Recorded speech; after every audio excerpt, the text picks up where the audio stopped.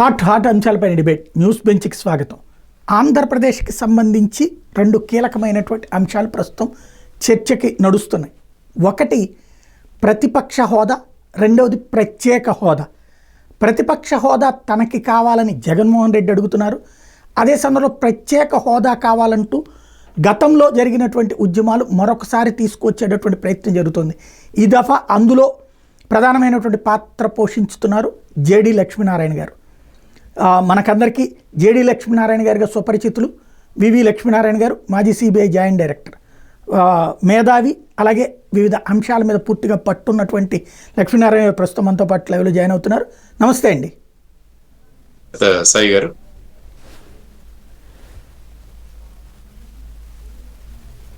Sir నమస్తే, నా మాట వినపడుతుందా? వినపడుతుందండి.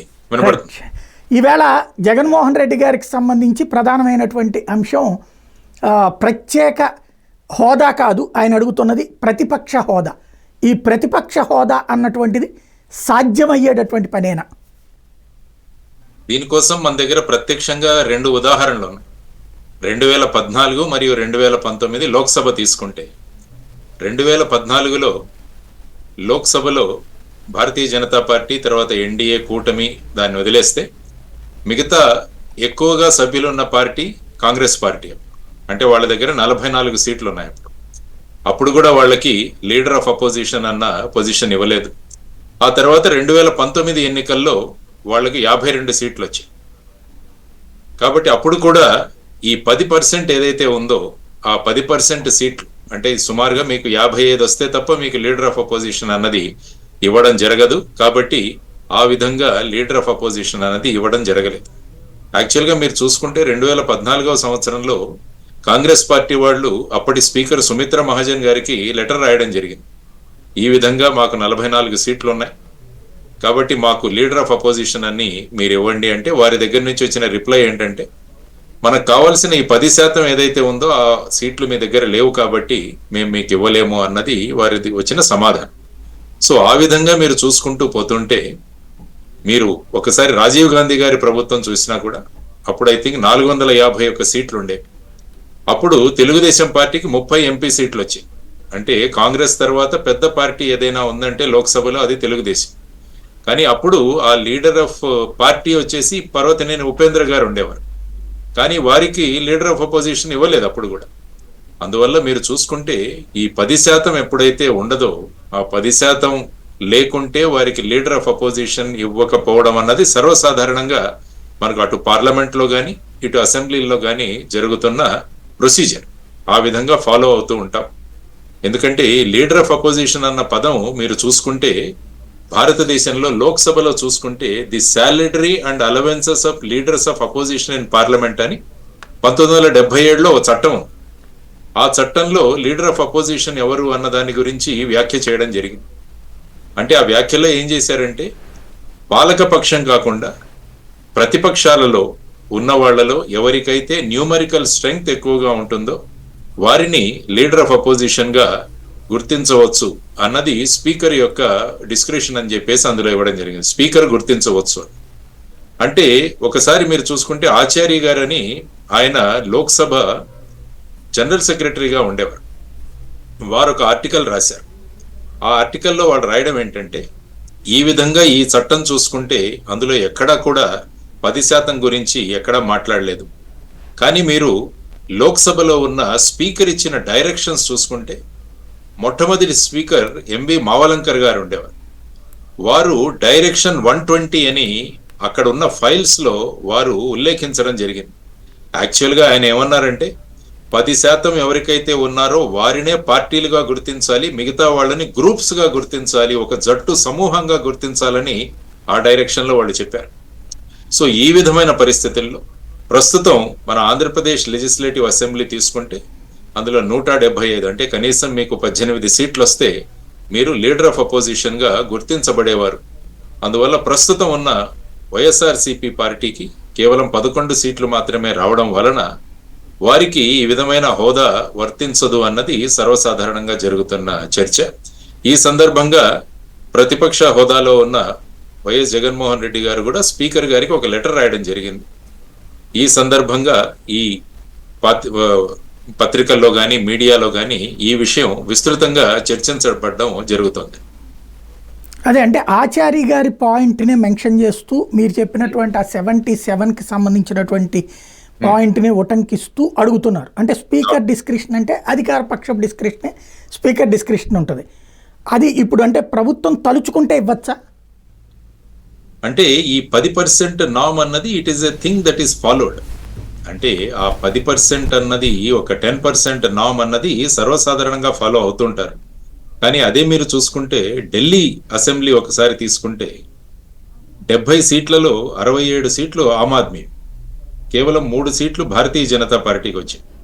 కానీ అక్కడ కూడా భారతీయ జనతా పార్టీకి సంబంధించిన వ్యక్తిని లీడర్ ఆఫ్ అపోజిషన్ గా గుర్తించడం జరిగింది.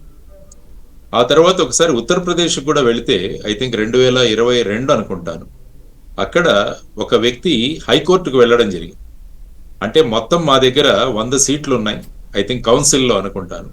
అందులో 10 మంది నామినేటెడ్ సభ్యులు, మిగతా 90 మంది ఎలక్టెడ్ సభ్యులు. మాకు ఇంతకుముందు 10 మంది సభ్యులు ఉండేవారు కాబట్టి అప్పుడు లీడర్ ఆఫ్ అపోజిషన్ ఇచ్చారు. కానీ ఒక సభ్యుడు తగ్గిపోవడం వల్ల మేము 9 మంది అయ్యాము కాబట్టి లీడర్ ఆఫ్ అపోజిషన్ అన్నది తీసేశారు అని చెప్పేసి, స్పీకర్ గారు తీసేశారని చెప్పి వారు హైకోర్టుకు వెళ్ళడం జరిగింది.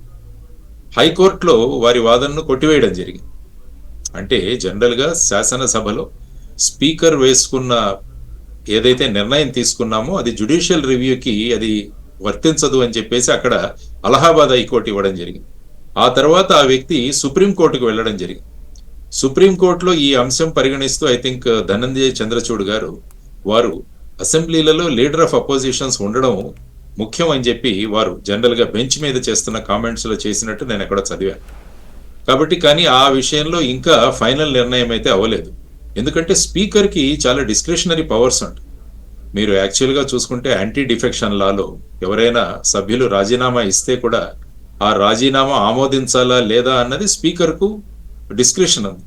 అది ఎప్పట్లో ఆమోదించాలి అన్నది కూడా ఎక్కడా లిమిటేషన్ లేదు. ముఖ్యంగా నార్త్ ఈస్ట్ స్టేట్ లో జరిగిన కొన్ని అంశాలలో సుప్రీంకోర్టు కూడా 3 నెలల్లో నిర్ణయించండి అని ఆ పర్టికులర్ కేసులో చెప్పడం జరిగింది. మీరు మొన్నటికి మొన్న జరిగిన మహారాష్ట్రలో ఉద్ధవ్ ఠాక్రే గారు ఆ పార్టీలు స్ప్లిట్ అయిన తర్వాత వారు రిజైన్ చేసి శివసేన అన్నది ఎవరి పార్టీ అన్న గురించి సుప్రీంకోర్టు వాళ్ళకు కూడా వెళ్ళడం జరిగింది. ఆ సందర్భంగా కూడా సుప్రీంకోర్టు చీఫ్ జస్టిస్ గారు వ్యాఖ్యానం చేస్తూ ఇప్పుడు ఉద్ధవ్ ఠాక్రే గారు రిజైన్ చేశారు కాబట్టి మేమేమి ఇందులో ఇంటర్ఫియర్ అవ్వలేము అని చెప్పారు. అంటే ఆ స్పీకర్ తీసుకున్న నిర్ణయాలన్నవి అవి చాలా ఇంపార్టెంట్ నిర్ణయాలని ఈవెన్ కోర్టు కూడా భావిస్తుంది.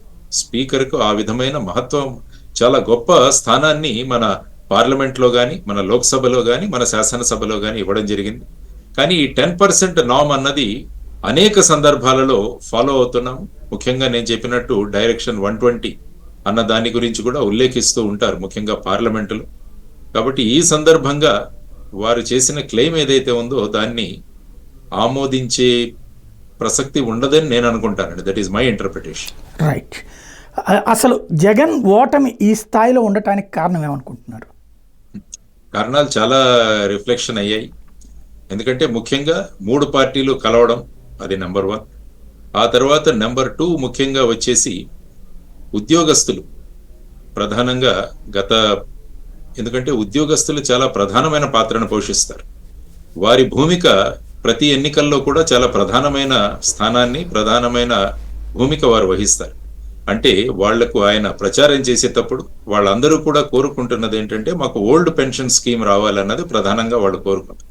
ఇప్పుడున్న కాంట్రిబ్యూటరీ పెన్షన్ తీసేసి ఓల్డ్ పెన్షన్ స్కీమ్ తేవాలన్నప్పుడు ఆయన ప్రచారంలో ఒక వారంలో ఇది చేస్తానని చెప్పడం కూడా జరిగింది. ఆ తర్వాత 5 సంవత్సరాల్లో ఎప్పుడు కూడా ఓల్డ్ పెన్షన్ స్కీమ్ అన్నది తీసుకురాలేదు. 3వ ముఖ్యమైన విషయం ఏంటంటే యువతరం. ఎందుకంటే మన రాష్ట్రంలో ఉన్నంత యువతరం మొత్తం భారతదేశంలోనే యువతరం పెద్ద సంఖ్యలో ఉంది. ఆ తర్వాత మన రాష్ట్రంలో చదువుకున్న యువతరం చాలా పెద్ద సంఖ్యలో ఉంది. వారందరికీ చెప్పింది ఏంటంటే ప్రతి సంవత్సరం ఒక జాబ్ క్యాలెండర్ మేము రిలీజ్ చేస్తామన్నది చెప్పిన అంశం. అందువల్ల ఆ జాబ్ క్యాలెండర్ అన్నది రిలీజ్ అవ్వకపోవడం వల్ల అనేక మంది ఆంధ్రప్రదేశ్ను వదిలేసి మిగతా ప్రాంతాలకు వెళ్ళిపోవాల్సి వచ్చింది. ఇది కూడా ఒక ప్రధానమైన కారణంగా మనం చూడొచ్చు. ఆ తర్వాత సంక్షేమం మీదే ముఖ్యంగా ప్రధానమైన జోరు ఇవ్వడం జరిగింది.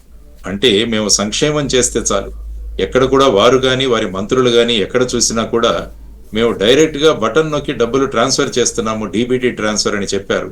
కాబట్టి సంక్షేమము అభివృద్ధి ఈ రెండన్నవి కూడా చాలా ముఖ్యం.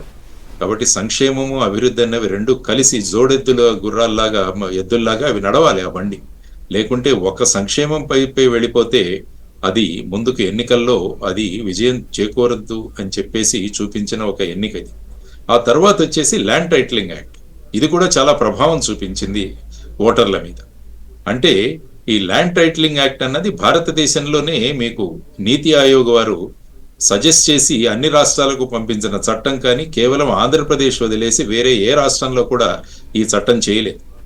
ఈ చట్టంలో ముఖ్యంగా సర్వేయింగ్ చేయడం, ఆ తర్వాత వచ్చేసి ఆ సరిహద్దు రాళ్లు ఏవైతే ఉంటాయో అవన్నీ వాటన్నిటి మీద కూడా ముఖ్యమంత్రి గారి బొమ్మ ఉంటుందని ప్రచారం, ఆ తర్వాత పట్టాదారు పాసు పుస్తకాల మీద కూడా ఈ విధంగా వాళ్ళ బొమ్మలు ఉండడం, ఆ తర్వాత రేపు మీ భూములను కూడా రేపు ఎక్కడైనా మార్టిగేజ్ చేసి కుదువకు పెట్టి మనం రాష్ట్ర ప్రభుత్వం అప్పులు తెచ్చే పరిస్థితి ఉంటుందన్న ప్రచారం కూడా చాలా జరిగింది. ఇందులో ముఖ్యంగా అడ్వకేట్లు మొత్తం ఆంధ్రప్రదేశ్ రాష్ట్రంలోనే పెద్ద పెట్టున ఈ ల్యాండ్ టైటిలింగ్ యాక్ట్ గురించి వారు నిరసన ప్రదర్శనలు చేయడం జరిగింది.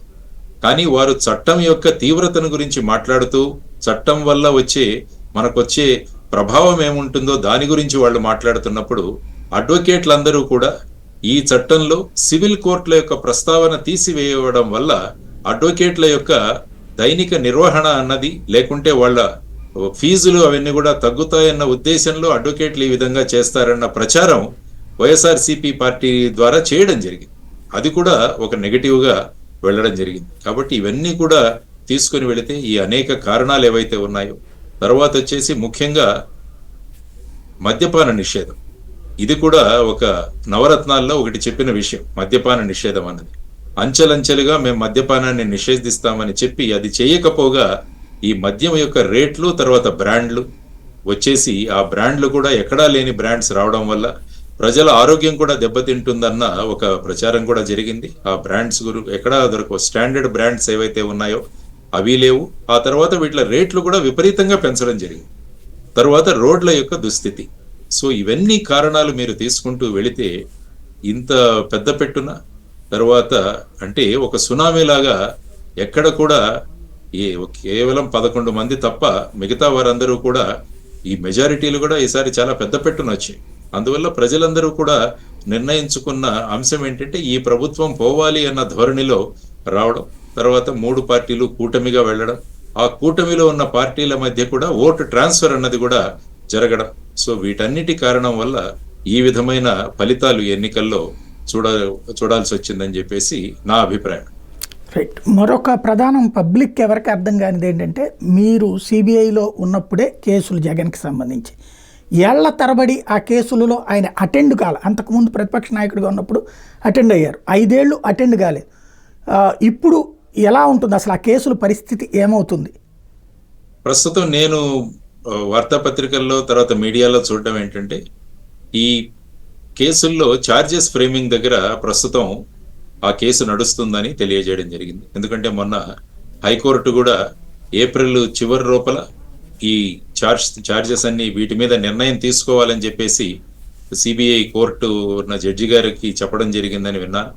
ఆ తర్వాత వారు ఆ ప్రక్రియలో ఇందులో సుమారుగా 130 నుంచి 135 డిశ్చార్జ్ పిటిషన్స్ ఉండడం వల్ల వీటన్నింటినీ నిర్ణయించడానికి ఇంకా సమయం కావాల్సి వస్తుందని వారు చెప్పడం, ఆ తర్వాత ఈ మధ్య కాలంలో కొత్త జడ్జి గారు రావడం, వీటన్నిటినీ పరిస్థితుల వల్ల మళ్ళా ఈ ప్రాసెస్ ఛార్జెస్ ఫ్రేమింగ్ ఏదైతే ఉంటుందో అది మళ్ళా మొదలవుతుందని నేను మొన్న ఎక్కడో పేపర్లో చదవడం జరిగింది. కాబట్టి ఆ సందర్భంగా ఛార్జెస్ ఫ్రేమింగ్ సందర్భంగా కూడా అక్యూజ్ని పిలుస్తుంటారు, అంటే కోర్టుకు హాజరు కావాల్సిందిగా పిలుస్తుంటారు. ఆ సందర్భంగా వారు ఏ విధమైన భూమిక వారు తీసుకుంటారన్నది మనం చూడాలి. జనరల్గా ఎగ్జంప్షన్ కోరవచ్చు, ఏదైనా కారణాల వల్ల మేము రాలేము, మా అడ్వకేట్ రిప్రజెంట్ చేస్తాడని కూడా చెప్పొచ్చు. ఫైనల్గా ప్రిసైడింగ్ ఆఫీసర్ ఏది నిర్ణయం తీసుకుంటారో దాని మీద కేసు ఆధారపడి ఉంటుంది. అంటే వారు అటెండ్ అవ్వాలా లేదా అన్న దాని మీద ఆధారపడి. సాధారణ ప్రజలకు తెలియని భాష, ఈ ఛార్జెస్ ఫ్రేమింగ్ అంటే ఏంటి, డిశ్చార్జ్ పిటిషన్స్ అంటే ఏంటి?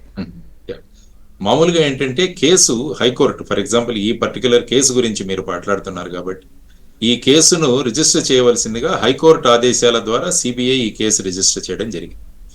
రిజిస్టర్ చేసిన తర్వాత అంటే ఎఫ్ఐఆర్ దాఖలు చేసిన తర్వాత ఇన్వెస్టిగేషన్ చేసి అందులో ఐ థింక్ 11 ఛార్జ్ షీట్లు వేశారు. అంటే ఇన్వెస్టిగేటింగ్ ఆఫీసర్లు ఎవరైనా మా దగ్గర ఉన్న సాక్ష్యాధారాలను పరిశీలించిన తర్వాత ఈ వ్యక్తి ఈ విధమైన నేరాలు ఏవైతే ఇండియన్ పీనల్ కోడ్లో అని ప్రివెన్షన్ ఆఫ్ కరప్షన్ యాక్ట్లో కానీ చెప్పబడ్డాయో వాటికి సంబంధించిన నేరాలు చేయబడడం జరిగింది అని మా అభిప్రాయం అని ఒక ఛార్జ్ షీట్ అన్నది ఫైల్ చేస్తారు. ఈ కేసులో ఐ థింక్ 11 ఛార్జ్ షీట్లు ఫైల్ చేశారు. ఈ ఛార్జ్ షీట్స్ ఫైల్ చేసిన తర్వాత కోర్టు దాన్ని కాగ్నిజెన్స్ తీసుకుంటుంది. అంటే కోర్టు పరిగణలోకి తీసుకొని దానికి సిసి నంబర్ అని ఇస్తుంది. అంటే ఛార్జ్ షీట్ నెంబర్ ఇచ్చిన తర్వాత కోర్టు వాళ్ళు సిసి నంబర్ ఇస్తారు. సిసి నంబర్ ఇచ్చిన తర్వాత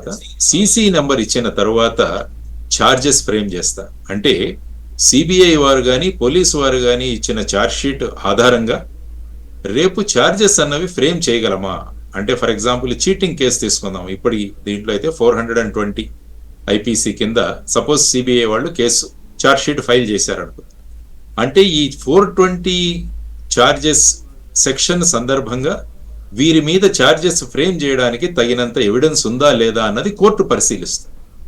ఆ సందర్భంగా అటు సిబిఐని ఇటు అక్యూజ్డ్ అంటే ఎవరైతే నిందితులు ఉన్నారో వారి తరపున న్యాయవాదులు కూడా వాళ్ళ మధ్య చర్చ జరుగుతుంది. వాళ్ళు ఆర్గ్యూ చేస్తారు. అంటే సిబిఐ తరపున న్యాయవాదులు ఈ విధంగా ఈ సెక్షన్ల కింద చేయడానికి తగిన మెటీరియల్ మా దగ్గర ఉంది అని చెప్పి వారు చెబితే వీరేమంటారంటే ఆ విధమైన ఛార్జెస్ ఫ్రేమ్ చేయడానికి తగిన ఆధారాలు లేవు కాబట్టి అవి మీరు చేయకండి అని వీళ్ళు వాదిస్తారు. ఈ రెండు వాదనలు విన్న తర్వాత కోర్టు ఫైనల్ గా ఈ కేసులో ఏ సెక్షన్ల కింద వీళ్ల మీదను రేపు ట్రయల్ నడపడానికి యోగ్యమైన సెక్షన్లు తగిన ఎవిడెన్స్ ఉందా లేదా అన్నది పరిశీలించి ఆ విధంగా ఆ సెక్షన్ల కింద ఛార్జెస్ ఫ్రేమ్ చేస్తారు. ఆ ఛార్జెస్ ఫ్రేమ్ అయిన తరువాత ట్రయల్ మొదలవుతుంది. సపోజ్ కోర్టు వారు గనక ఈ సెక్షన్లలో వాళ్ళ మీద తగిన ఎవిడెన్స్ లేదన్నట్టు అప్పుడు వాళ్ళను డిశ్చార్జ్ చేస్తారు. అంటే ఆ కేసు నుంచి ఆ సెక్షన్ల నుంచి వాళ్ళను డిశ్చార్జ్ చేస్తారు. కాబట్టి ఇది ఛార్జెస్ ఫ్రేమింగ్ లో జరిగే ప్రక్రియ. వన్స్ ఛార్జెస్ ఫ్రేమ్ అయిన తర్వాత ట్రయల్ మొదలవుతుంది. సపోజ్ ఫర్ ఎగ్జాంపుల్ ఈ ఛార్జెస్ ఫ్రేమ్ అయిన తర్వాత కూడా నిందితులు మాకు సరిగా ఇక్కడ న్యాయం జరగలేదని వాళ్ళు హైకోర్టుకు కూడా వెళ్ళవచ్చు. సో ఈ విధమైన ప్రక్రియలో జరిగిన తర్వాత ఫైనల్ గా హైకోర్టు గనక ఈ ఛార్జెస్ ఫ్రేమింగ్ స్టే విధిస్తే మళ్ళా ట్రయల్ జరగదు.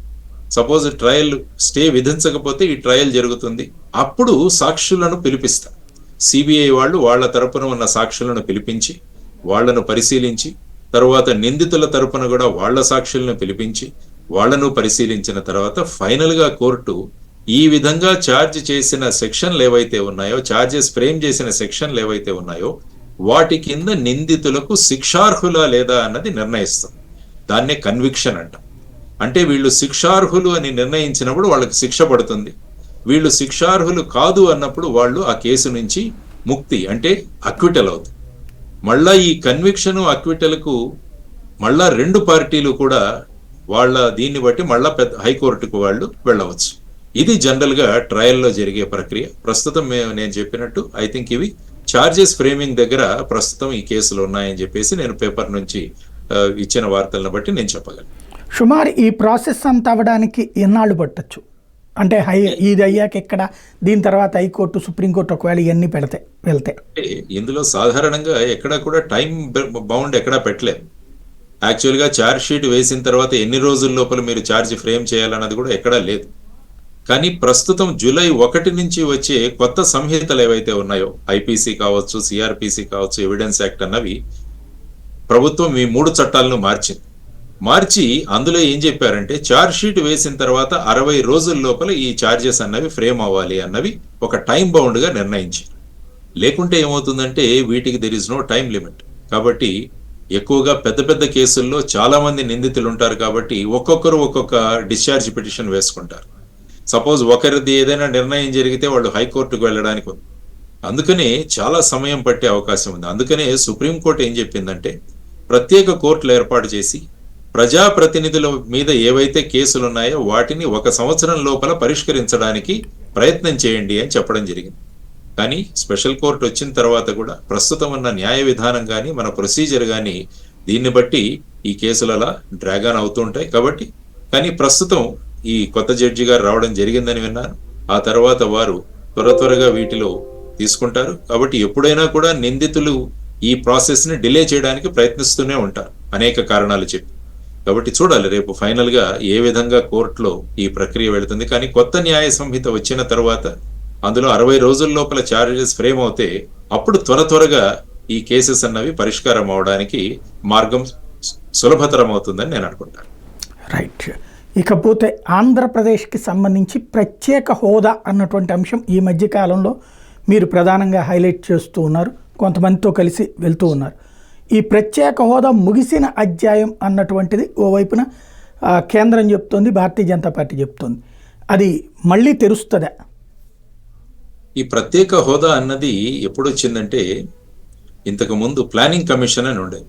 ప్లానింగ్ కమిషన్ వారు ఏం నిర్ణయించారంటే, ఏ రాష్ట్రాలైతే అంతర్జాతీయ బార్డర్స్లో ఉన్నాయంటే ముఖ్యంగా నార్త్ ఈస్ట్ ప్రాంతాల్లో, ఏ ప్రాంతంలో అయితే అధికతరం కొండ ప్రాంతాలు ఉంటాయో, ఎందుకంటే వాళ్లకు ప్రత్యేక వనరులు ఉండవు, ఆదాయ వనరులు ఉండవు, తర్వాత ఏ ప్రాంతంలో అయితే ట్రైబల్ పాపులేషన్ ఎక్కువగా ఉంటుందో, సో ఇటువంటి ఏ ప్రాంతంలో అయితే ఆదాయానికి వేరే వనరులు లేనివి, ఇటువంటి సందర్భాలలో ఆ రాష్ట్రాలకు ప్రత్యేక హోదా ఇవ్వాలన్న నిర్ణయం జరిగింది. ఆ తర్వాత సుమారుగా 11 రాష్ట్రాలకు ప్రత్యేక హోదా ఇవ్వడం జరిగింది. ఏమవుతుందంటే, ప్రత్యేక హోదా ఏదైనా రాష్ట్రానికి వచ్చినప్పుడు సర్వసాధారణంగా రాష్ట్రాలకు ఏవైతే ట్యాక్స్ డెవల్యూషన్ అంటాం, అంటే కేంద్రం నుంచి వచ్చే గ్రాంట్స్ ఏవైతే ఉన్నాయో, ట్యాక్స్ ఏవైతే ఇవ్వాలో వాటిని ఏం చేస్తారంటే అందులో 30% మొదటే పక్కన పెట్టేసి ఈ 30% ఈ రాష్ట్రాలకు ఇవ్వాలి, మిగిలిన 70% నిధులు ఏవైతే ఉన్నాయో అవి మిగతా రాష్ట్రాలకు పంచాలి అన్నది ప్రత్యేక హోదా ఉన్న రాష్ట్రాలకు ఉన్న మొదటి విషయం. రెండవది వచ్చేసి అనేక పథకాలు ఏవైతే ఉంటాయో అది కేంద్రం నిర్వహిస్తుంటుంది. ఫర్ ఎగ్జాంపుల్ మీరు ప్రస్తుతం చూసుకుంటే మహాత్మా గాంధీ జాతీయ గ్రామీణ ఉపాధి హామీ పథకం, నరేగా అంటారు. ఇందులో 60% కేంద్రం నిధులు ఇస్తే 40% రాష్ట్రాలు ఇవ్వాలి, సర్వసాధారణ రాష్ట్రం. అదే ప్రత్యేక హోదా ఉన్న రాష్ట్రంలో ఏమవుతుందంటే కేంద్ర ప్రభుత్వం 90% నిధులు ఇస్తే ఆ రాష్ట్రాలు 10% నిధులు ఇస్తే చాలు. తరువాత ఫర్ ఎగ్జాంపుల్ ఒక పథకంలో ఈ రాష్ట్రానికి ప్రత్యేక హోదా ఉన్న రాష్ట్రానికి ఒక 100 కోట్లు కేటాయించారనుకుందాం, అందులో 50 కోట్లు మాత్రమే ఖర్చు అవ్వాలి. అదే మిగతా రాష్ట్రాలు ఏం చేయాలంటే ఈ 50 కోట్ల రూపాయలు మళ్ళా కేంద్రానికి తిరిగి ఇచ్చేయాలి. కానీ మీకు గనక ప్రత్యేక హోదా ఉంటే ఆ 50 కోట్లు మళ్ళా వచ్చే సంవత్సరానికి అవి క్యారీ ఫార్వర్డ్ అయి ఆ వచ్చే సంవత్సరం మీరు వాడుకోవచ్చు. ఇది ప్రత్యేక హోదా. తర్వాత ప్రత్యేక హోదా ఉన్న రాష్ట్రాల్లో అనేక పన్ను రాయితీలు కూడా ఇవ్వడం జరుగుతుంది. ఇన్కమ్ ట్యాక్స్ కావచ్చు, కస్టమ్స్ కావచ్చు, కార్పొరేట్ ట్యాక్స్ కావచ్చు, ఈ విధంగా కమర్షియల్ ట్యాక్సెస్ కావచ్చు, ఇలాంటివి అనేక ట్యాక్సులు రాయితీలు ఇవ్వడం వల్ల అనేక మంది పెట్టుబడులు పెట్టడానికి ఆ రాష్ట్రాలకు వస్తాయి. ఫర్ ఎగ్జాంపుల్ హిమాచల్ ప్రదేశ్ మీరు తీసుకుంటే ఫార్మా కంపెనీలన్నీ కూడా హిమాచల్లో ప్రత్యేక హోదా ఉండడం వల్ల అక్కడికి వెళ్ళి అన్ని కంపెనీలు పెట్టుకున్నారు. హిమాచల్లోని బద్ది అనే ఒక జిల్లా ఏదైతే ఉందో ఆ జిల్లా మొత్తం కూడా ఈ విధంగా ఫార్మా కంపెనీల వల్ల ఆ ప్రాంతం యొక్క ఆదాయం పెరిగింది, అక్కడ ఉద్యోగాలు కూడా పెరిగాయి. కాబట్టి ఈ విధంగా ప్రత్యేక హోదా అన్నది ఏర్పాటు చేయడం జరిగింది. మరి ఆంధ్రప్రదేశ్ రాష్ట్రానికి ప్రత్యేక హోదా ఈ కండిషన్లు ఏమీ లేవు కదా, మరి ఆంధ్రప్రదేశ్కు ప్రత్యేక హోదా ఎందుకు ఇవ్వాలి అన్న సందర్భంలో మనం మాట్లాడుకుంటుంటే, ఎప్పుడైతే ఆంధ్రప్రదేశ్ రాష్ట్రాన్ని ఆంధ్రప్రదేశ్ తెలంగాణలుగా విభజించాలన్న నిర్ణయం జరిగిందో ఆ సందర్భంగా చర్చకు వచ్చిన సంబంధంలో జైరాం రమేష్ గారు, తర్వాత అప్పటి ప్రధాని మన్మోహన్ సింగ్ గారు ఆంధ్రప్రదేశ్ రాష్ట్రానికి 5 సంవత్సరాలు మేము ప్రత్యేక హోదా ఇస్తాము అని చెప్పడం జరిగింది. అప్పుడు గౌరవనీయులు వెంకయ్య నాయుడు గారు అప్పుడు నిలబడి రాజ్యసభలో జరిగిన చర్చ మనం అందరం చూసాం. 5 సంవత్సరాలు సరిపోదు, ఇది 10 సంవత్సరాలు కావాలి అన్న చర్చ జరిగి ఆ విధమైన డిస్కషన్స్తో ఆ రాజ్యసభ ముగిసింది, రాష్ట్రాన్ని 2గా విభజించడం జరిగింది. ఆ తరువాత ఏపీ రీఆర్గనైజేషన్ యాక్ట్, విభజన చట్టం అని వచ్చింది. కానీ ఆ విభజన చట్టంలో ఎక్కడా కూడా ప్రత్యేక హోదా గురించి పొందుపరచడం జరగలేదు, ఎక్కడా కూడా ప్రత్యేక హోదా గురించి ఉల్లేఖించడం కూడా జరగలేదు. ఆ తరువాత అన్ని పార్టీలు వాళ్ళ మేనిఫెస్టోల్లో మేము గనక అధికారంలోకి వస్తే 10 సంవత్సరాల ప్రత్యేక హోదా ఇస్తాము అని చెప్పేసి వాళ్ళందరూ కూడా వాళ్ళ మేనిఫెస్టోల్లో పొందుపరచడం జరిగింది. కానీ ఇప్పుడు 2024వ సంవత్సరంలో ఉన్నాం, ఇప్పటికీ కూడా మన రాష్ట్రానికి ప్రత్యేక హోదా రాలేదు. ఈ ప్రత్యేక హోదా రాకపోవడం వల్ల రాష్ట్రం ఏ విధంగా వెనుకబడిందో మనందరికీ తెలుసు. ప్రస్తుతం ఉన్న నిరుద్యోగ సమస్య కావచ్చు, పెట్టుబడుల సమస్య కావచ్చు, వీటన్నింటినీ పరిష్కరించాలంటే ఈ ప్రత్యేక హోదా రావాలి అన్నది చాలా ముఖ్యం. కానీ మీరు ఇప్పుడే అన్నారు, ప్రత్యేక హోదా ముగిసిన అధ్యాయం అని అందరూ ప్రచారం చేస్తున్నారు.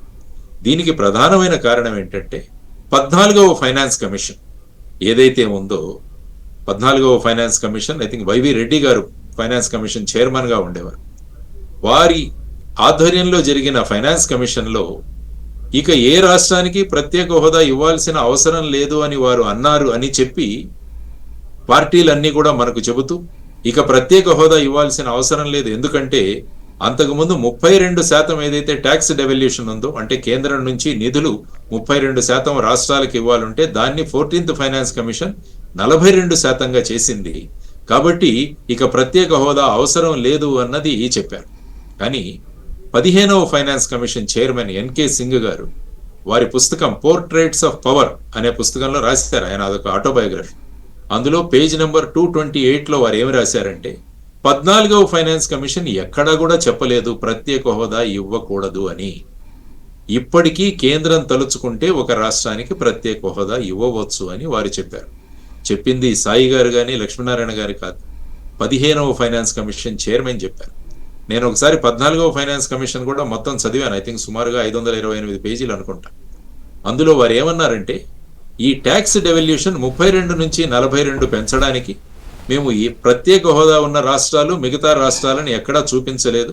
కాబట్టి ప్రతి రాష్ట్రాన్ని మేము విడివిడిగా చూడాలని నిర్ణయించుకున్నాం. అది ఎప్పటి వరకు? కేవలం ఆ 30% నిధులు ఏవైతే ఉన్నాయో వాటిని మిగతా రాష్ట్రాలకు ఇచ్చే సందర్భం. కానీ మిగతా రాయితీలు ఏవైతే ఉన్నాయో 90%, 10%, ఆ తర్వాత క్యారీ ఫార్వర్డ్ విధానం, ట్యాక్స్ల యొక్క రాయితీలు, ఇవన్నీ కూడా 2027 వరకు ఈశాన్య రాష్ట్రాలకు ఉన్నాయి. సో అటువంటి సందర్భంలో రాజ్యసభలో జరిగిన చర్చ, ఆ తర్వాత అన్ని రాష్ట్రాలు అన్ని పార్టీలు వాళ్ళ మేనిఫెస్టోలో పెట్టిన అంశం, వీటన్నిటినీ పరిశీలించి ఇప్పటికీ ఈ రాష్ట్రానికి ఎందుకు ప్రత్యేక హోదా ఇవ్వరు అన్నది మేము నినాదంగా తీసుకువెళతాం. ఎందుకంటే మీరు ఒక్కసారి చూస్తే 2018వ సంవత్సరంలో లోక్సభలో అవిశ్వాస తీర్మానం కూడా ప్రత్యేక హోదా మీద ప్రవేశపెట్టడం జరిగింది. మీరు చూసింటారు. ఆ తరువాత 2019 ఎన్నికలకు వెళుతున్నప్పుడు అప్పటి ప్రతిపక్ష నాయకులు జగన్మోహన్ రెడ్డి గారు ఏమన్నారు, 25 మంది ఎంపీలు గనక మీరు ఇస్తే నేను కేంద్రం మెడలు వంచి మేము ప్రత్యేక హోదా తీసుకొస్తామని 23 మంది ఎంపీలు ఇచ్చారు. కానీ అవ్వలేదు. అప్పుడు వారు ఏమన్నారంటే, భారతీయ జనతా పార్టీకి వారికి స్వబలం మీద వారు ఇప్పుడు ప్రభుత్వం ఏర్పాటు చేస్తారు, వారికి కనుక 250 సీట్లు మాత్రమే వచ్చింటే అప్పుడు మనం వాడు మెడలు వంచేవాళ్ళం. కాబట్టి ఇప్పుడు మెడలు వంచే ప్రయత్నం మనం చేయలేం. కాబట్టి వెళ్ళినప్పుడంతా వారిని నేను రిక్వెస్ట్ చేసుకోవాలి, సార్ అని అడగాలి. కాబట్టి ఈ 19 నుంచి 24 వరకు కూడా ఈ ప్రత్యేక హోదా అలా పడిపోయింది. ఆ తరువాత ముందు 2014 నుంచి 19 వరకు ప్రత్యేక హోదా వద్దు, ప్రత్యేక ప్యాకేజ్ సరిపోతుంది అన్నారు. ఆ ప్యాకేజ్ కూడా రాలేదు. కాబట్టి ఏమైందంటే ఫైనల్ గా ఆంధ్రప్రదేశ్ రాష్ట్రం అన్నది ఈ ప్రత్యేక హోదా తర్వాత ఈ రాజకీయ పక్షాల వల్ల ఈ ప్రత్యేక హోదా నుంచి దూరమైంది. కాబట్టి ఇది ముగిసిన అధ్యాయం కాదు. అందరం కలిసి గనక తలుచుకుంటే ప్రత్యేక హోదా ఈ రాష్ట్రానికి తీసుకురావచ్చన్న ఉద్దేశంతో ప్రత్యేక హోదా సాధన సమితి మరియు విభజన హామీల పరిష్కార సమితి ఏదైతే ఉందో మేమందరం కూడా ప్రయత్నాలు చేస్తున్నాం. ఢిల్లీకి వెళ్ళాం, ఏపీ భవన్ ముంద చేశాం. తర్వాత మాజీ ముఖ్యమంత్రి గారి ఇంటి మీదకి కూడా మేమందరం ఆయనకు మెమరాండం ఇవ్వడానికి వెళితే మమ్మల్ని వారు డిటైన్ చేసి మమ్మల్ని మంగళగిరి పోలీస్ స్టేషన్లో కూడా కూర్చోబెట్టడం జరిగింది. ఇవన్నీ ఎందుకు చెబుతున్నానంటే మన రాష్ట్రానికి ప్రత్యేక హోదా కావాలి. అప్పుడే మనం పెట్టుబడులు అన్నవి ఆకర్షించగలం. ఎందుకంటే మనకు ముఖ్య రెవెన్యూ సోర్స్ అయిన హైదరాబాదు మన రాష్ట్రం నుంచి విడిపోయింది. అందువల్ల ఈవెన్ ప్రస్తుత ప్రధాని గారు కూడా అప్పుడు అన్నారు, మాకో బచానే బేటీకో బచానే కెలియే మాకో మార్దియా అన్నాడు. అంటే తెలంగాణ రాష్ట్రం రక్షించడానికి మూలమైన ఆంధ్రప్రదేశ్ రాష్ట్రానికి అన్యాయం జరిగిందని వారు మాట్లాడారు.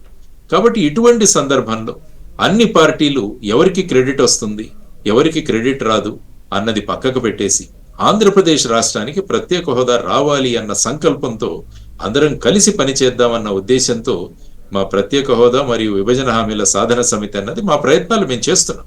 ఎందుకంటే రాష్ట్రం బాగుండాలి, రాష్ట్రం అభివృద్ధి చెందాలి, రాష్ట్రానికి పెట్టుబడులు రావాలి, రాష్ట్రంలో ఉన్న యువతరానికి ఉద్యోగాలు రావాలి, రాష్ట్రం సస్యశ్యామలంగా బ్రహ్మాండంగా ఎదగాలి అన్నది మా అందరి కోరిక, మన అందరి కోరిక. సో దానికోసం మళ్ళా అన్ని రాజకీయ పార్టీలను నేను చేస్తున్న విన్నపం ఏంటంటే, మళ్ళా మనకు ఒక మంచి అవకాశం ఇప్పుడు, ఆ అవకాశాన్ని మనం ఉపయోగించుకొని ప్రత్యేక హోదా గురించి మనం అందరం కలిసి ప్రధానమంత్రి గారి దగ్గరికి ఒక ఆల్ పార్టీ మీటింగ్ గా వెళ్ళి మనకున్న ప్రస్తుతం ఉన్న సమస్యలను వారికి తెలియజేస్తూ మనం ప్రత్యేక హోదా తీసుకురావాలి అని అన్ని పార్టీలకి విన్నపం చేస్తున్నాం. మా కృషి కూడా మేము చేస్తున్నాం. దీంతో పాటు ఇక్కడ మీరు ఇందాకనే చెప్పినట్టు 2019 ముందు ఈ అవిశ్వాస తీర్మానం పెట్టినప్పుడు అన్ని పార్టీలు మద్దతు ప్రకటించినాయి ప్రత్యేక హోదాకి. సేమ్ టైం ప్రతి రాష్ట్రం తమకు అడిగింది, ఇంక్లూడింగ్ మహారాష్ట్ర, కర్ణాటక, తెలంగాణ, తమిళనాడు వీళ్ళందరూ. ఇప్పుడు వచ్చేటప్పటికి ఇటు బీహార్ అడుగుతోంది, అటు ఒరిస్సా కూడా అడుగుతోంది. మీరు అంటున్నట్టు 30 రూపాయలు 100లో 30 రూపాయలు ప్రత్యేకించి పెట్టి వీళ్ళకి ఇవ్వాలి. ఇప్పుడు అడుగుతున్న స్టేట్స్ దాదాపు 15-20 అవుతున్నాయి. అప్పుడు హోదా వస్తే 30 రూపాయలు 10-15 స్టేట్స్కి, 70 రూపాయలు మిగతా స్టేట్స్ కదా. అంటే ఈ 30 రూపాయల డిస్ట్రిబ్యూషన్ అనేది ఆగిపోయింది. మళ్ళీ పెట్టాలంటే అదే కదా. మళ్ళా పెట్టాలంటే నేను చెప్పేవి మిగతావి కేంద్ర పథకాలు ఏవైతే ఉన్నాయో 90 నుంచి 10, 90-10, తర్వాత ఇక్కడ పన్ను రాయితీలు, తర్వాత వచ్చేసి క్యారీ ఫార్వర్డ్ విధానము, ఇవన్నీ కూడా వస్తాయి. ఎందుకంటే ఆల్రెడీ 32 నుంచి 42 14th ఫైనాన్స్ కమిషన్ చెప్పింది. తర్వాత 15th ఫైనాన్స్ కమిషన్ అది 41 చేసింది. అంటే ఆ 30% అన్నదాన్ని బ్రాకెట్ లోంచి తీసేసి మిగతా ఏవైతే రాయితీలు ఉన్నాయో ఇవన్నీ కూడా ఇవ్వచ్చు. అంటే ముఖ్యంగా ఏంటంటే మిగతా రాష్ట్రాలు అడుగుతున్నాయి, కానీ ఈ ప్రత్యేక హోదా ఆంధ్రప్రదేశ్కు ఇస్తామన్నది రాజ్యసభలో జరిగిన చర్చ. యాక్చువల్గా ఆ రోజు జరిగిన చర్చ ఏదైతే ఉందో ఆ చర్చ తరువాత మళ్ళా ఈ చట్టం ఏదైతే ఉందో దాన్ని లోక్సభకు తీసుకువెళ్ళి ప్రత్యేక హోదాను గనక అందులో మనం ఇంక్లూడ్ చేసి ఉండగలిగితే మళ్ళా రాజ్యసభకు వచ్చాక ఇది చట్టంలోనే ప్రత్యేక హోదా రాగలిగేది, కానీ అది చేయలేకపోయారు. అందువల్ల ఇప్పుడు ఏంటంటే ఈ ప్రత్యేక హోదా అన్నది ఆంధ్రప్రదేశ్కు ప్రత్యేక హోదా అన్నది చర్చించడం జరిగింది. మిగతావన్నీ కూడా డిమాండ్ చేస్తాం, కానీ ఆంధ్రప్రదేశ్కు విభజన వల్ల ఏదైతే రెవెన్యూ లాస్ జరిగిందో, ఏదైతే మనం ఆ విధమైన అడ్వాంటేజ్ ఏదైతే ఉందో అది కోల్పోయామో దాన్ని కాంపెన్సేట్ చేయడానికి మనం ఇవ్వాలన్నది మన వాదన. అన్ని పార్టీలు కూడా దానికి అంగీకరించి, కాబట్టి ఇప్పుడు బీహార్ కానీ ఇప్పుడు చూసుకుంటే మీరు బీహార్, ఉత్తరప్రదేశ్కి ట్యాక్స్ డెవల్యూషన్లో చాలా ఎక్కువగా వెళుతుంది. మనకు 5,900 కోట్లు మొన్న వస్తే అవి చూసుకుంటే సుమారుగా 20,000 కోట్లు, తర్వాత 16-17,000 కోట్లు ఆ రాష్ట్రాలకు వెళుతున్నాయి. సో ఆ విధంగా ఆల్రెడీ ట్యాక్స్ డెవల్యూషన్లో వారికి ఎక్కువ మొత్తమే వెళుతోంది. కానీ ఈ విధంగా మెయిన్గా రెవెన్యూ వచ్చే ప్రాంతాన్ని విడదీయడం వల్ల మనకు వస్తుంది. కాబట్టి మేము ఇంకొకటి ఏమడుగుతున్నామంటే, గిఫ్ట్ సిటీ అన్నది ఒకటి కొత్తగా గుజరాత్లో తయారవుతుంది. గుజరాత్ ఇంటర్నేషనల్ ఫిన్టెక్ సిటీ అని అహ్మదాబాద్ నుంచి ఒక 15-16 కిలోమీటర్ల దూరం. దానికి ఇచ్చినన్ని రాయితీలు ఎక్కడా కూడా ఇవ్వలేదు. కాబట్టి అటువంటి రాయితీలైనా మాకు ఇవ్వండి అని కూడా ఇంకొకటి అడుగుతున్నాం. అటువంటి రాయితీలు తీసుకురండి. తర్వాత విభజన చట్టంలో ఏవైతే హామీలు ఇచ్చాయో వాటన్నిటిని కూడా పూరించండి. ఫర్ ఎగ్జాంపుల్ రాయలసీమ, ఉత్తరాంధ్రకి బుందేల్ఖండ్ ప్యాటర్న్లో ప్రతి జిల్లాకి ప్రతి సంవత్సరానికి 50 కోట్లు ఇస్తామని అన్నారు, అది కూడా జరగలేదు. తర్వాత విశాఖ చెన్నై ఇండస్ట్రియల్ కారిడార్ కావచ్చు, తర్వాత వచ్చేసి మన పోలవరం ప్రాజెక్టు కావచ్చు, దుగిరాజపట్నం పోర్టు కావచ్చు, రామాయపట్నం కావచ్చు, కడప స్టీల్ ప్లాంట్ కావచ్చు, 11 సెంట్రల్ గవర్నమెంట్ ఇన్స్టిట్యూషన్స్ కావచ్చు, తర్వాత ముఖ్యంగా ఏపీ తెలంగాణ మధ్య ఆస్తుల విభజన కూడా ఇంకా పూర్తి కాలేదు. తర్వాత విద్యుత్ బకాయిలు కూడా అలాగే ఉన్నాయి. షీలా భిడే కమిటీ ఏర్పాటు చేసిన తర్వాత కూడా ఇంకా ఆస్తుల విభజన జరగలేదు. కాబట్టి ఇటువంటి ఈ విషయాలన్నిటికీ కూడా త్వరగా పరిష్కారం తీసుకురావాలన్నదే మేమందరం కోరుతున్నాం. సో ఆ విధంగా ఈ ప్రత్యేక హోదా అన్నది ముగిసిన అధ్యాయం కాదు. మనం అందరం కలిసి గనుక చెప్తూ తర్వాత ఈ రాష్ట్రానికి ఎందువల్ల ప్రత్యేక హోదా రావాలి అన్న దాని గురించి కూడా మనం మాట్లాడుకు. ఎందుకంటే మన రాష్ట్రానికి రాజధాని లేదు. రాజధానికి కావాల్సిన నిధులు ఏవైతే ఉన్నాయో అవి విభజన చట్టం నుంచి ఇవ్వాలి.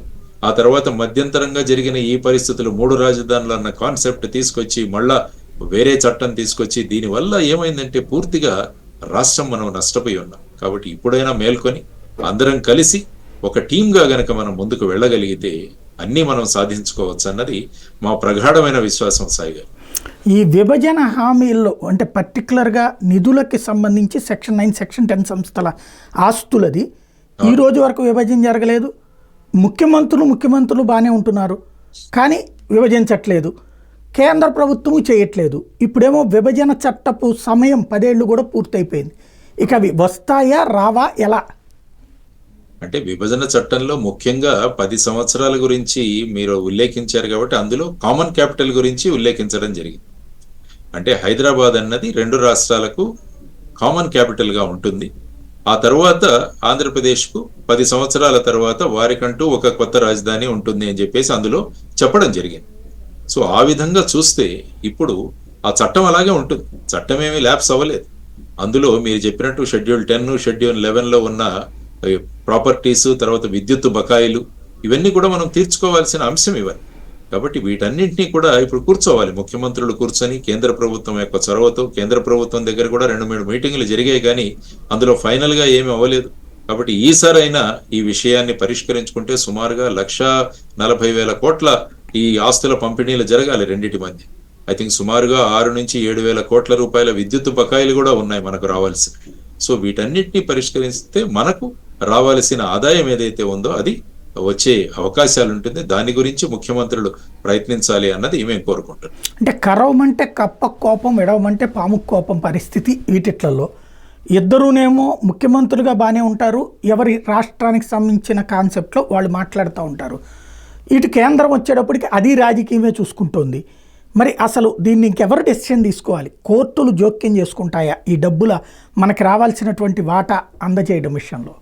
సాధారణంగా కోర్టులు ఏమంటాయంటే రాజ్యాంగంలో ఉన్న మూలభూతమైన హక్కులు ఏవైతే ఉన్నాయో, ఫండమెంటల్ రైట్స్, అవి ఎప్పుడైతే వాటికి భంగం వాటిల్తుందో అప్పుడు కోర్టులు అందులో ఇంటర్ఫియర్ అవుతాయి.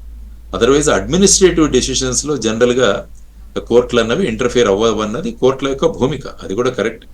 కాబట్టి ఇప్పుడు ఏంటంటే కేంద్ర ప్రభుత్వం యొక్క ఆధ్వర్యంలో, ఎందుకంటే హోమ్ మినిస్ట్రీ ఈ విభజన చట్టంలో వాళ్ళు మొత్తం చేసింది వారే, కాబట్టి హోమ్ మినిస్ట్రీ ఆధ్వర్యంలో అమిత్ షా గారు హోంమంత్రి, కాబట్టి వారి ఆధ్వర్యంలో ఈ విషయాలు ఈ ముఖ్యమంత్రులతో మీటింగులు జరిగి త్వరగా వీటి పరిష్కారం తీసుకురావాలని మన ఎమ్మెల్యేలు కానీ మన ఎంపీలు ముఖ్యంగా అక్కడ వారందరూ కలిసి కనుక వెళ్ళాలి. ముఖ్యంగా నేను కోరుకుంటున్నది అందరూ కలవడం చాలా ముఖ్యం.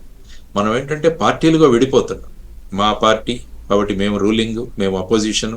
కాబట్టి ఈ విధమైన గిరి గీసుకొని మనం ఏం చేస్తున్నామంటే రాష్ట్రానికి రావాల్సిన యొక్క హక్కులు ఏవైతే ఉన్నాయో, కావాల్సిన విధానాలు ఏవైతే ఉన్నాయో అవి తెచ్చుకోలేకపోతున్నాం. ఎప్పుడైతే మనకు సఖ్యత లేకుంటే ఏమవుతుందంటే పై వారికి కూడా మనల్ని అదుపు చేయడం చాలా కంట్రోల్ అవుతుంది. కాబట్టి మనం అందరము ఎప్పుడైతే సఖ్యతగా ఉంటామో, అందుకని చిన్నప్పుడు అనేక కథలు మనకు చెబుతుంటారు. పావురాలన్నీ కలిసి ఎలా వేటగాడేసిన వలను ఏ విధంగా ఎత్తుకెళ్ళిపోయాయన్నవి, ఇవన్నీ కూడా తమాషాకు కానీ ఊరికే కథల రూపంలో కాదు. ఈ కథలన్నింటినీ కూడా నిజ జీవితంలో వీటిని వర్తింపజేసుకొని మనం ఎలా దీని నుంచి బయటపడాలన్న దానికి మనందరికీ సూచించే విధానాలు ఇవి. కాబట్టి వీటన్నిటినీ కూడా మనం ఉపయోగించుకొని first is my state is first, రాష్ట్రం అన్నది ముఖ్యం, రాష్ట్ర హితం అన్నది ముఖ్యం, next only comes your party, రాజకీయ పార్టీ అన్నది తర్వాత వస్తుందన్న భూమిక గనక మనం తీసుకోగలిగితే ఏమవుతుందంటే అన్ని సమస్యలు, అన్ని విధానాలు చక్కగా పరిష్కారం అవుతాయి. మూడవది, క్రెడిట్ ఎవరికి వెళుతుందన్న దాన్ని కూడా పక్కన పెట్టేశారు. ఎప్పుడు కూడా క్రెడిట్ ఫైనల్ గా రాష్ట్రానికి వెళ్ళాలి అన్న భావనలు మనలో ఉంటే ఏమవుతుందంటే అన్ని మనం రాష్ట్రం కోసం, my country is first, my state is first అని ఎప్పుడైతే అనుకుంటామో అప్పుడు ఏమవుతుందంటే ఈ విధమైన విషయాలు, చిన్న చిన్న విషయాలు ఏవైతే ఉంటాయో అవన్నీ కూడా పక్కకు వెళ్ళిపోయి రాష్ట్ర హితవు కోసం అందరం కలిసి పనిచేయాలని కోరుకుందాం. రైట్. ఆంధ్రప్రదేశ్కి సంబంధించి రాజధాని అంశంలో ఇప్పుడు మళ్ళీ చట్టం ఏమన్నా చెయ్యాలా, అమరావతి అన్నటువంటిది రాజధాని అని, అట్లాగే దాని బౌండరీసు, ఈ సిస్టమ్ ప్రొసీజర్ ఏంటి, అలాగే దీని ఆదాయ వనరులు ఇప్పుడు ఎప్పటికి పూర్తయ్యి సిస్టంలోకి రెడీ అవుతుంది, హైదరాబాద్తో కాంపిటీషన్ లేదా చుట్టుపక్కల ఉన్నటువంటి ప్రధాన నగరాల తరహాలో ఆదాయ వనరుగా ఎలా మారుతుంది? ఎందుకంటే ఈ సిడిఆర్ఏ చట్టం మొదట చేయడం జరిగింది, సిఆర్డిఏ చట్టం. ఆ తర్వాత 3 రాజధానులన్నీ ఒక వేరే చట్టం తీసుకురావాలి, తర్వాత దాన్ని విత్డ్రా కూడా చేయడం జరిగింది. కాబట్టి ప్రస్తుతం సిఆర్డిఏ చట్టం పరిధిలో ఉంది కాబట్టి దానికోసం వేరే చట్టం చేయాల్సిన అవసరం లేదని నేను అనుకుంటాను. ఆ తర్వాత ముఖ్యంగా రాష్ట్రానికి కావాల్సిన, ఎందుకంటే ఈ రాజధాని అన్న కాన్సెప్ట్ ఏదైతే ఉందో అది అన్ని పార్టీలు కలిసి చట్టంలో, మన చట్టసభల్లో తీసుకున్న నిర్ణయం, అది అసెంబ్లీ సాక్షిగా తీసుకున్న నిర్ణయం. ఆ తరువాత ప్రధానమంత్రి గారు కూడా వచ్చి ఇక్కడ శంకుస్థాపన కూడా చేయడం జరిగింది. ఆ తర్వాత ఐ థింక్ 1,500 కోట్లు కూడా ఇవ్వడం జరిగింది. ఆ తర్వాత వరల్డ్ బ్యాంకు, తర్వాత ఇంటర్నేషనల్ ఏఐడిబి బ్యాంకు వారు కూడా రావడం జరిగింది. కాబట్టి వీటన్నిటి యొక్క దీంతో ఒక నవనగరాలన్న దీంతో మనం చేశాము. తర్వాత సుమారుగా 33,000 ఎకరాలు ల్యాండ్ పూలింగ్ లో ఇచ్చిన రైతులు కూడా చాలా మంది ఉన్నారు. వాళ్ళకు కూడా కాంపెన్సేషన్ ఇవ్వాలి ప్రతి సంవత్సరం. కాబట్టి ఇటువంటి పరిస్థితులలో రాష్ట్రానికి రాజధాని అభివృద్ధి చేయాలంటే మళ్ళా ముఖ్యంగా వనరులు ఎలా తీసుకురావాలి, నిధులు ఎలా సమకూర్చుకోవాలి, దానిలో ముఖ్యంగా కేంద్ర ప్రభుత్వం యొక్క భూమిక చాలా ముఖ్యం. ఆ తర్వాత కేంద్ర ప్రభుత్వ సంస్థలకు చాలా చోట్ల భూములు కేటాయించడం జరిగింది. కాబట్టి అందరినీ కూడా మళ్ళా పిలిచి ఇక్కడ ఇటువంటి రాజధాని నిర్మించడానికి వాళ్ళ కార్యాలయాలు ఏర్పాటు చేసుకోవడానికి కూడా వాళ్ళ సుముఖతను కూడా మనం తీసుకోవాల్సిన అవసరం ఉంది. తర్వాత గ్రీన్ ఫండ్స్ అని ఇప్పుడు చాలా ఎక్కువగా దొరుకుతాయి. ఎందుకంటే పర్యావరణ పరిరక్షణ కోసం మనం ఏ విధమైన విధానాలు తీసుకొస్తామంటే దానికోసం అంతర్జాతీయంగా ఫండ్స్ చాలా ఉన్నాయి. వరల్డ్ బ్యాంక్ కావచ్చు, ఇంటర్నేషనల్ మానిటరీ ఫండ్ కావచ్చు, ఈవెన్ జపాన్ కూడా జైకా ఫండ్స్ అని వాళ్ళు కూడా ఇస్తారు. కాబట్టి వీటన్నిటినీ కూడా మళ్ళా సమకూర్చుకోవాల్సిన అవసరం ఉంది. అప్పుడు అమరావతి బాండ్స్ ఇష్యూ చేయడం జరిగింది. అమరావతి బాండ్స్ అన్నవి సుమారుగా 2,000 కోట్ల రూపాయలు బాండ్స్ రూపంలో తీసుకురావడం జరిగింది. అప్పుడు A+లో ఉన్న బాండ్ యొక్క స్టేటస్ ఏదైతే ఉందో అది ఇప్పుడు ఐ థింక్ BBBకి వెళ్ళిపోయిందని నేను విన్నాను. కాబట్టి మళ్ళా ఈ అమరావతి బ్రాండింగ్ ఎలా చేయాలన్నది కూడా ఒక ప్రధానమైన ఇష్యూ. అంటే మళ్ళా మనం బాండ్స్ తీసుకురాగలమా? తర్వాత NRIలు కూడా చాలా మంది విస్తృతంగా వాళ్ళు పెట్టుబడులు పెట్టడానికి కూడా సుముఖత వ్యక్తం చేస్తున్నారని నిన్న మొన్న పేపర్లో ఆస్ట్రేలియా నుంచి వచ్చిన కొంతమంది దూతలు వాళ్ళు కూడా గవర్నమెంట్ తో చర్చల్లో పాల్గొన్నారని కూడా నేను విన్నాను. తర్వాత ముఖ్యమంత్రి గారు బెంగళూరు ఎయిర్పోర్ట్ లో కూడా అనేక సెంచరీ కంపెనీ వీళ్ళందరితో కూడా మాట్లాడుతున్నట్టుగా కూడా ఈరోజు ఫోటోలు చూశాను. కాబట్టి ఇవన్నీ కూడా సమకూర్చుకొని మనం రాష్ట్రానికి ఏ విధంగా కొత్త పరిశ్రమలు రావాలి, ఆ తర్వాత ఆదాయ వనరులు ఎలా రావాలి, రెవెన్యూ ఎలా జనరేట్ చేయాలి, నిధులు ఎలా సమకూర్చుకోవాలన్నది పెట్టిన ఇందులో కేంద్ర ప్రభుత్వం కూడా గొప్పగా సహకరించాలని, ప్రత్యేక నిధి ఇవ్వాలని, తర్వాత గిఫ్ట్ సిటీకి ఏ విధంగా మీరు రాయితీలు కల్పించారో ఆ విధంగా గిఫ్ట్ సిటీ చెందిన రాయితీలు అమరావతి సిటీకి కూడా కల్పించాలని మనం అందరం కూడా కోరుకుంటాం. కాబట్టి ఈ విధంగా చకచకా పనులు చేసుకుంటూ పోతుంటే ఒక నిర్దిష్టమైన టైం ఫ్రేమ్ కాదు కానీ దీంట్లో ముందుకు తీసుకువెళ్లే అవకాశం చాలా ఉంది. ఆ దిశగా మన ముఖ్యమంత్రి గారు, మిగతా మంత్రులు, ఆ తర్వాత మొత్తం కార్యనిర్వాహక వర్గం కూడా చకచకా పనులు జరుగుతున్నాయని చెప్పేసి అనుకుందాం. ఎందుకంటే ఇది 10 సంవత్సరాలు అయింది మనకు ఒక రాజధాని లేని రాష్ట్రం. కాబట్టి దీన్ని ఈ 5 సంవత్సరాలు, అందుకనే నేను చెప్తున్నాను, ఈ 5 సంవత్సరాలు చాలా ముఖ్యం మన రాష్ట్రానికి. కాబట్టి అన్ని పార్టీలు కూడా కలిసి గనక మనం పనిచేయగలిగితే ఈ రాష్ట్రాన్ని బ్రహ్మాండంగా ముందుకు తీసుకువెళ్ళవచ్చు అన్నది అందరం అనుకోవాల్సిన అంశం. మీరు వాస్తవంగా ఇంతకుముందు అధికారిగా ఉండి సమాజ సేవ కోసం అని చెప్పేసి రాజకీయాల్లోకి వచ్చారు. తర్వాత జరిగిన ఈ ప్రస్థానాన్ని ఏ విధంగా అంచనా వేయాలి? ఇప్పుడు మీ తదుపరి లక్ష్యం ఏంటి? ఏం లేదు, రాష్ట్ర అభివృద్ధి, దేశ అభివృద్ధి అన్నది ఎప్పటికీ కూడా లక్ష్యం. అది ఎక్కడ ఉన్నా కూడా, ఒక ఉద్యోగిగా ఉన్నా, ఒక రాజకీయ పక్షంగా ఉన్నా, ఒక వ్యక్తిగా ఉన్నా కూడా మన భూమిక మనం స్పష్టంగా చేయాలి. అందుకనే నేను చెబుతున్నాను, మనం ఎక్కడ ఉన్నామన్నది ముఖ్యం కాదు, మనం రాష్ట్రానికి ఏ విధంగా మనం కాంట్రిబ్యూట్ చేయగలం, రాష్ట్ర అభివృద్ధికి మనం ఏ విధంగా తోడ్పడగలము అన్నవి, that is called constructive participation. Political parties ఎప్పుడు కూడా కన్స్ట్రక్టివ్ దిశగా ఉండాలి, డిస్ట్రక్టివ్ దిశగా ఉండకూడదు. ఎప్పుడు కన్స్ట్రక్షన్. ఓకే, ఎన్నికల్లో మనకు ఈ విధమైన బహుమతిని వారు ఇచ్చారు, ప్రజలు కోరుకున్నారు, కాబట్టి దాన్ని అంగీకరించాలి. అంగీకరించి మనం ఉన్న స్థితిలో ఏ విధంగా రాష్ట్రాభివృద్ధికి ఉపయోగపడగలమన్నవి మనం ముందుకు తీసుకువెళ్లాల్సిన అంశం. కాబట్టి ఆ దిశగా నాకు తెలిసిన కొంత పరిజ్ఞానం, ఆ తర్వాత అనేక విషయాలు, ప్రపంచంలో జరుగుతున్న విషయాలు చదువుతుంటాం. కాబట్టి ఆ విషయంగా వ్యవసాయ రంగాన్ని ఏ విధంగా ముందుకు తీసుకువెళ్ళాలి, పారిశ్రామిక రంగాన్ని ఏ విధంగా ముందుకు తీసుకువెళ్ళాలి, సర్వీసెస్ సెక్టర్ని ఏ విధంగా తీసుకువెళ్ళాలి, MSMEలు ఏ విధంగా మనం తీసుకురావాలి, ఫుడ్ ప్రాసెసింగ్ ఇండస్ట్రీస్ ఏ విధంగా తేవాలి, వాల్యూ అడిషన్ ఎలా చేయాలి, తర్వాత ముఖ్యంగా మన వారికి ఉద్యోగాలు ఎలా సృష్టించాలి, తర్వాత ముఖ్యంగా మేము కోరుకుంటున్నది ఏంటంటే పట్టణ ప్రాంతంలో కూడా ఏ విధంగా గ్రామీణ ప్రాంతంలో మీకు ఉపాధి హామీ యోజన ఉందో పట్టణ ప్రాంతంలో కూడా ఉపాధి హామీ యోజన అన్నది ఒకటి మొదలుపెట్టినప్పుడు ఏమంటే పట్టణ ప్రాంతంలో ఉన్న అనేక మంది అనేక పనులు మనం ఇస్తూ వాళ్ళకి పట్టణాభివృద్ధికి, ఆ తర్వాత వాళ్ళకి వేతనాలు కూడా మనం ఇచ్చే అవకాశం ఉంది. కాబట్టి ఈ విధంగా కొత్త విషయాలు, తర్వాత ఫండ్స్ ఏ విధంగా వస్తాయి. ఇప్పుడు మీరు చూసుకుంటే ముఖ్యంగా ఇథనాల్ అన్నది చాలా ప్రధానంగా మనం వాడబోతున్నాం. ఇప్పుడు మీరు తీసుకుంటే పెట్రోల్లో సుమారుగా 10% ఇథనాల్ మిక్సింగ్ ఉంటుంది. అది 2025వ సంవత్సరానికి 20%. మొన్ననే నితిన్ గడ్కరీ గారు కూడా 100% ఇథనాల్ వెహికల్ కూడా వారు ఆపరేట్ చేశారు, మొన్న ఇనాగ్రేట్ చేశారు. అంటే రాబోయే కాలంలో ఇథనాల్ ప్రొడక్షన్ అన్నది చాలా ప్రాముఖ్యత వహించబోతోంది. అంటే ఎలక్ట్రికల్ వెహికల్స్ ఒకవైపు, ఇథనాల్ అంటే పర్యావరణ పరిరక్షణకు చాలా ముఖ్యం. అందువల్ల మన రాష్ట్రంలో అనేక చోట్ల ఇథనాల్ కంపెనీలు మనం పెట్టవచ్చు. మన మూతపడిన షుగర్ ఫ్యాక్టరీస్ ఏమైనా ఉన్నాయో వాటన్నిటిని కూడా మనం తెరవచ్చు. తర్వాత ముఖ్యంగా మీరు చూసుకుంటే ఆక్వా రంగంలో మన రాష్ట్రం 41% ఉంది మొత్తం దేశంలోనే చూస్తే. 41% ప్రొడక్షన్ ఎక్కడ ఉందంటే ఆంధ్రప్రదేశ్లో ఉంది. కాబట్టి దీన్ని ఇంకా ఫుడ్ ప్రాసెసింగ్ దిశగా ఇంకా మనం ముందుకు తీసుకువెళ్ళవచ్చు. ముఖ్యంగా మన రైతులంటే అందులో ఆక్వా అందరూ వస్తారు కాబట్టి వాళ్ళ యొక్క ఆదాయాన్ని పెంచవచ్చు. ఫుడ్ ప్రాసెసింగ్ ఇండస్ట్రీస్ అంటే ప్రతి గ్రామంలో, గ్రామ పంచాయతీల్లో సుమారుగా ఒక 5 నుంచి 10 వరకు సూక్ష్మమైన కంపెనీలు, మైక్రో ఇండస్ట్రీస్ అంటాం, అవి గనుక తీసుకురాగలిగితే, మనం అగ్రికల్చర్లో ఏదైతే పండిస్తున్నామో వాటిని గనుక మనం ప్రాసెసింగ్ చేసుకోగలిగితే, ముఖ్యంగా లెదర్ ఇండస్ట్రీ కూడా చాలా ముఖ్యమైన అవకాశం ఉంది. దానికి వేజన్ లెదర్ అంటాం. అంటే ఇంతవరకు ఏంటంటే జంతువుల నుంచి, వాటి చర్మం నుంచి వచ్చేదాన్ని లెదర్గా వాడుతుంటే ప్రపంచం ట్రెండ్ మారుతుంది. అగ్రికల్చరల్ ప్రోడక్ట్స్, అగ్రికల్చరల్ వేస్ట్ నుంచి మనం ఈ లెదర్ని తయారు చేయవచ్చు. దానికి కూడా విస్తృతమైన మార్కెట్. కాబట్టి ఈ విధంగా మనం స్టడీ చేస్తూ అటు వ్యవసాయ రంగంలోను, ఇండస్ట్రీస్లోను, తర్వాత సర్వీస్ సెక్టర్లో కూడా ఏ విధంగా మనం రాష్ట్రానికి జిఎస్డిపి ఏదైతే ఉందో, రాష్ట్ర ఆదాయం ఏదైతే ఉందో దాన్ని ఎలా పెంచవచ్చు అన్న ధోరణిలో మనం అందరం కలిసి ముందుకు అడుగులు వేద్దాం. ఆ దిశగా ఉన్న సలహాలు, సూచనలు ఏవైతే ఉంటాయో అవి కూడా ప్రభుత్వానికి తెలియజేస్తూ రాష్ట్రాభివృద్ధి కోసం ఖచ్చితంగా పాటుపడాలన్నది మేము మా జై భారత్ నేషనల్ పార్టీ ఏదైతే ఉందో మా సంకల్పం కూడా ఆ విధంగానే ముందుకు వెళ్తాం. ఫైనల్గా ఒకటి చెప్పండి, పోలవరం స్టీల్ ప్లాంట్ ఇవి పూర్తయ్యేటటువంటి సమస్యలేనా? అంటే పోలవరం మీరు అంటున్నది విశాఖపట్నం స్టీల్ ప్లాంటా? విశాఖ స్టీల్ ప్లాంట్ ఒకటి, పోలవరం నిర్మాణం ఇప్పుడు సమస్యలోకి వచ్చింది కదా.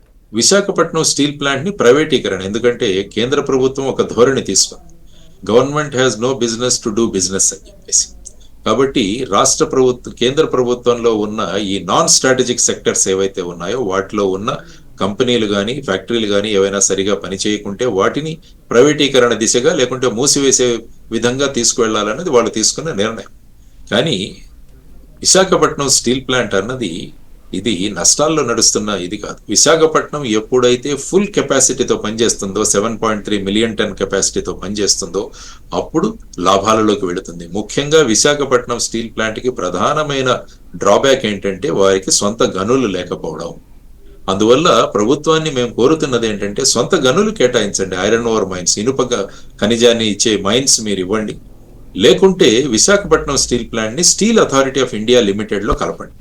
ఎందుకంటే 2030వ సంవత్సరానికి భారతదేశం తన స్టీల్ కెపాసిటీని సుమారుగా 340 మిలియన్ టన్నులు పెంచుకోవాలన్న కోరిక. ప్రస్తుతం 140 మిలియన్ టన్నుల దగ్గర ఉన్నాం. కాబట్టి స్టీల్ కి అంత డిమాండ్ ఉంది.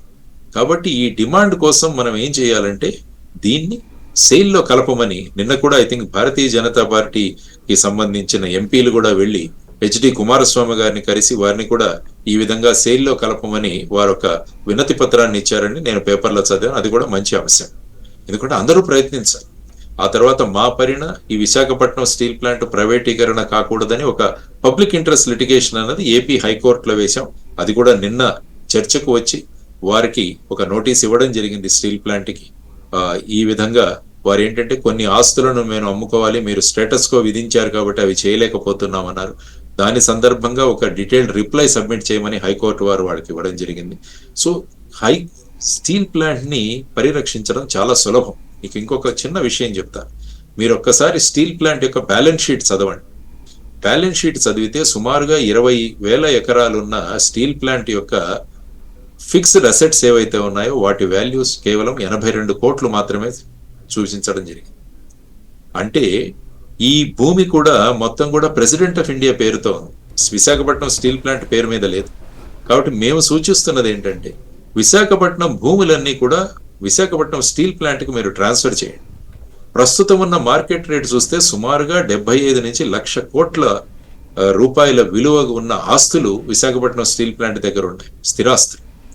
వీటిని కనుక మనం బ్యాంక్ మార్టిగేజ్ చేయగలిగితే లోన్ బ్రహ్మాండంగా దొరుకుతుంది, మనకు రుణం దొరుకుతుంది. దాని మీద ఫుల్ కెపాసిటీతో మనం స్టీల్ ప్లాంట్ ని చేయవచ్చు. కాబట్టి ఈ స్టీల్ ప్లాంట్ ను రక్షించాలంటే అనేక మార్గాలు ఉన్నాయి. స్టీల్ ప్లాంట్ ను సేల్లో కలపడం, సేలు, స్టీల్ ప్లాంట్, తర్వాత ఎన్ఎండిసి, వీటన్నింటినీ కలిసి ఏ విధంగా అయితే 4 బ్యాంకులు కలిసి మెగా బ్యాంకు మనం సృష్టించామో ఆ విధంగా ఒక మెగా స్టీల్ జైంట్ను మనం సృష్టించవచ్చు. కాబట్టి ఈ సూచనలన్నీ కూడా ప్రధానమంత్రి గారికి పంపించడం జరిగింది. కాబట్టి ప్రస్తుతం నిన్న వెళ్ళి Bharatiya Janata party members of parliament వాళ్ళు కూడా వారి రిక్వెస్ట్ లెటర్ ఇచ్చాడు. కాబట్టి త్వరలో ఈ విశాఖపట్నం స్టీల్ ప్లాంట్ ని సెయిల్ లో కలిపితే అనేక సమస్యలు ఏవైతే ఉన్నాయో వాటికి కూడా పరిష్కారం దొరుకుతుంది. రెండవది వచ్చేసి పోలవరం ముఖ్యంగా మీరు విభజన హామీల్లో చూసుకుంటే ఇది నేషనల్ ప్రాజెక్ట్ గా ఇవ్వడం జరిగింది. ఆ తర్వాత రాష్ట్రం మేమే నిర్మిస్తామని తీసుకోవడం వల్ల త్వరగా చేస్తామన్న దీంట్లో రావడం, ఆ తర్వాత వచ్చేసి అక్కడ ఈ ప్రభుత్వాలు మారడం, ఆ తర్వాత వచ్చేసి రివర్స్ టెండరింగ్ పద్ధతి అనుసరించడం, ఆ తర్వాత వచ్చేసి వరదల వల్ల ఈ కాఫర్ డ్యాముల నిర్మాణం, వీటన్నిటి సంక్షోభం వల్ల ఫైనల్ గా డయాఫ్రమ్ వాల్ ఏదైతే ఉందో ఆ డయాఫ్రమ్ వాల్ 4 చోట్ల దెబ్బతినిందని, ఈ డయాఫ్రమ్ వాల్ ని ఎలా మనం కాపాడుకోవాలన్న దాని మీద జరుగుతుంది. ఐ థింక్ రేపటి నుంచో ఎల్లుండి నుంచో 10 దేశాల నుంచి ఎక్స్పర్ట్స్ వస్తున్నారని చెప్పి విన్నాం. వారు అక్కడే 10 రోజులు తిష్ట వేసి వారు మొత్తం స్టడీ చేసి ఈ డయాఫ్రామ్ వాల్ ని పరిరక్షించాలంటే ఏం చేయాలి, లేకుంటే కొత్త డయాఫ్రామ్ వాల్ వేయాలా, అంటే దానికి సుమారుగా 910 కోట్ల రూపాయలు ఖర్చు అవుతుందన్నది మొన్న పేపర్లో చదివిన అంశం. కాబట్టి ఎప్పుడైతే డయాఫ్రామ్ వాల్ ని కనుక మనం కన్స్ట్రక్ట్ చేసుకోగలుగుతామో, రిపేర్ చేసుకోగలుగుతామో, మళ్ళీ ఈ స్పిల్వే కన్స్ట్రక్షన్ కావచ్చు, ఈ కాఫర్ డ్యామ్స్ కావచ్చు, తర్వాత టైలెండ్ ఛానల్స్ కావచ్చు, తర్వాత ఈ కెనాల్స్ ఏవైతే కావచ్చు, వీటన్నిటినీ కూడా చేసుకుంటూ వెళితే సుమారుగా మొన్న ముఖ్యమంత్రి గారు అనడం ఏంటంటే సుమారుగా ఒక 4 సీజన్స్ మళ్ళా సమయం పట్టవచ్చు అని వారు అన్నారు. ఎందుకంటే ఇప్పుడు మహారాష్ట్రలో వర్షాలు విపరీతంగా కురుస్తున్నాయి, తర్వాత ఒరిస్సా, ఈ 2 కురిసంగానే మొత్తం మళ్ళా గోదావరిలో వరదలు వస్తాయి. వరదలు ఉన్న సమయంలో మనం పని చేయలేము. కాబట్టి ఆ విధంగా అంచనా వేసుకుంటూ పోతే వారు అన్నట్టు ఒక 4 సీజన్స్ తీసుకోవచ్చని. ఏది ఏమైనా త్వరగా ఈ డయాఫ్రామ్ వాల్ ని ఎలా పరిరక్షించాలన్న దాని గురించి కనుక మనం ఒక నిర్ణయం తీసుకోగలిగితే అది త్వరగా పోలవరం పూర్తి చేయాలి. ఎందుకంటే పోలవరం పూర్తి చేయడం చాలా అవసరం. మన తాగునీరు, సాగునీరు కావచ్చు, ఎలక్ట్రిసిటీ జనరేషన్ కావచ్చు, ఇవన్నీ కూడా చాలా ప్రధానమైన అంశాలుగా, ఈవెన్ టూరిజం డెవలప్ కావచ్చు, వీటన్నిటికీ కూడా పోలవరం అన్నది మన జీవనాధారం మన రాష్ట్రానికి. కాబట్టి దీన్ని త్వరగా పరిష్కరించాలని మనం అంతా కోరుకుంటాం. థ్యాంక్ యూ వెరీ మచ్ అండి లక్ష్మీనారాయణ గారు, మీరు లైవ్లో పాల్గొన్నందుకు. ఇది పరిస్థితి. ఓవరాల్గా అయితే ఆంధ్రప్రదేశ్కి సంబంధించి ప్రజలకి ఎదురవుతున్నటువంటి సందేహాలు, అందులో ఒకటి ప్రత్యేక హోదా, ప్రతిపక్ష హోదా, 2 అంశాలతో పాటుగా ప్రధానమైనటువంటి జగన్ కేసుల వ్యవహారం కూడా అనేక మందికి ఉన్నటువంటి సందేహాలకి లక్ష్మీనారాయణ గారు ఇచ్చినటువంటి సమాధానం.